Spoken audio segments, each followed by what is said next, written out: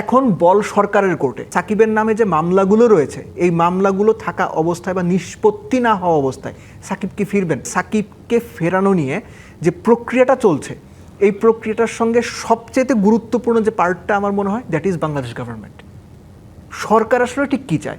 কেননা সাকিবের নামে যে মামলাগুলো রয়েছে এই মামলাগুলো থাকা অবস্থায় বা নিষ্পত্তি না হওয়া অবস্থায় সাকিব কি ফিরবেন?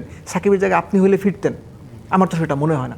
সো সাকিবকে ওই অ্যাসুরেন্সটা দিতে হবে যে সাকিব বাংলাদেশে আসলে হি ইজ সেফ, বা তার এগেনস্টে যে মামলাগুলো আছে পলিটিক্যাল মামলাগুলো স্পেসিফিক্যালি আমি বলছি। কারণ এবার নগদে পাচ্ছেন হেলিকপ্টার অফার, তাই কেনাকাটার পেমেন্ট নগদে করুন আর বুঝে নিন ২০০০ টাকারও বেশি ক্যাশব্যাক সহ হেলিকপ্টার রাইড। পেমেন্ট শুরু করুন আজই।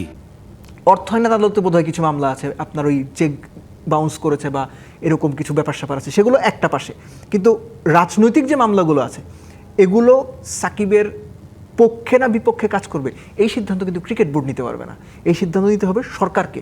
সো ব্যাপারটা আমরা যত সহজ মনে করছি অতটা সহজ কিন্তু না। কেননা সাকিবকে ফেরানো হবে এই পক্ষে বাংলাদেশের কোটি কোটি দর্শক ভক্ত আছে যারা চায় সাকিব আবার মাঠে ফিরুক, বাংলাদেশের জার্সিতে খেলুক। আবার এর বিপক্ষে একটা পক্ষ আছে যারা মনে করে যে না, সাকিবকে ফেরানোটা সঠিক কাজ হবে না। সরকারকে কিন্তু শুধুমাত্র সরকার কার সরকার? বিএনপির সরকার, কিন্তু সরকার তো বাংলাদেশের সব মানুষের সরকার।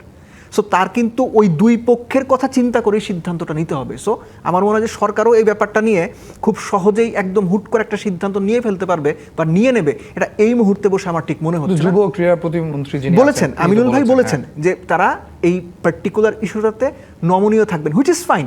কেননা তিনি বা তার মতো অনেকেই বারবার বলার চেষ্টা করছেন, সাকিব না শুধু মাশরাফির কথাও কিন্তু ঘুরে ফিরে এসেছে, যে তারা একজন প্লেয়ারকে প্লেয়ার হিসেবেই ট্রিট করতে চান, তার রাজনৈতিক পরিচয় বা রাজনৈতিক কর্মকাণ্ডটা ইগনোর না করে এক পাশে সরিয়ে রেখে ওই প্লেয়ারের মর্যাদায় তাকে আবার ফিরিয়ে আনতে চান বা একটু নমনীয় থাকতে চান। এখন সেই নমনীয়র যে জায়গাটা, এই নমনীয়র জায়গাটা আসলে কতটুকু, প্রকৃত অর্থে কতটুকু, এটা যখন আপনার সরকার সিদ্ধান্ত নেবে। কারণ বিসিবির পক্ষ থেকে কিন্তু বলা হয়েছে যে তাদের দিক থেকে যে ধরনের পেপার ওয়ার্ক করার কথা সেই পেপার ওয়ার্কগুলো তারা সংশ্লিষ্ট দপ্তর বা মন্ত্রণালয়ে দিয়ে দিয়েছেন।